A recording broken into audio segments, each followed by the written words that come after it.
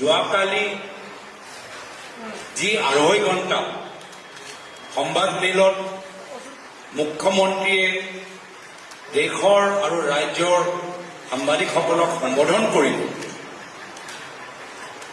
তাৰ মূল কাৰণ হৈছে যোৱা ৬ মাহত কংগ্ৰেছ দলৰ বৃদ্ধি পোৱা গতি।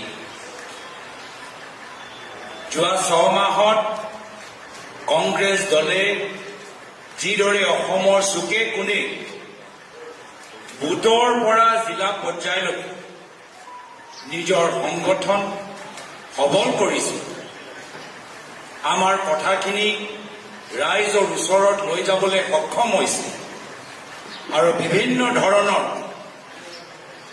ঘাত প্ৰতিঘাত নেওচি, ভয় ভাবুকি নেওচি সাহসৰে এই বৰ্তমান চৰকাৰৰ অন্যায় আৰু অত্যাচাৰৰ বিৰুদ্ধে যে মাত মাতিছে, তাৰ প্ৰভাৱ আমি যোৱাকালি সংবাদমেলত দেখা পাইছোঁ। প্ৰদ্যুৎ বৰদলৈ ডাঙৰীয়া কোৱাৰ দৰে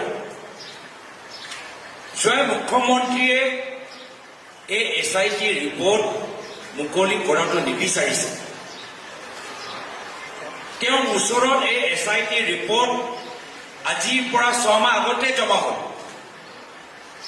নিশ্চয় তেওঁ পৃষ্ঠাৰে পৃষ্ঠাৰে পঢ়িছে, অধ্যয়ন কৰিলে আৰু সেই সময়ত যিখিনি কথা ক'লে যে 10 ছেপ্টেম্বৰত মই সকলোকে মাতি আনি গোটেইখিনি কথা ফাদিল কৰিম, নিজৰ কথাৰ পৰা পিছুৱাই গ'ল।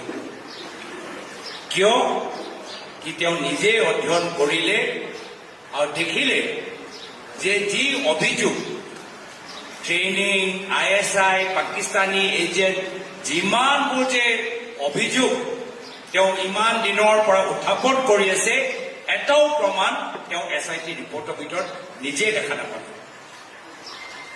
যাৰ ফলত প্ৰায় ৬ মাহ অসমৰ ৰাইজৰ পৰা এই SIT ৰিপৰ্ট তেওঁ লুকাই ৰাখিলে।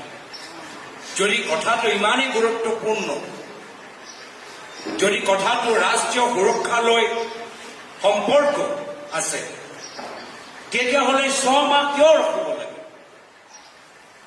যদি ইমানেই ডাঙৰ কথা, যদি কেন্দ্ৰৰ চৰকাৰ আন্তঃৰাষ্ট্ৰীয় সন্থাৰ সহায় সহযোগ লাগে, তেতিয়া ৬ মাহ এইখন ৰিপৰ্টৰ ওপৰত মুখ্যমন্ত্ৰীয়ে কিয় বহি আছে?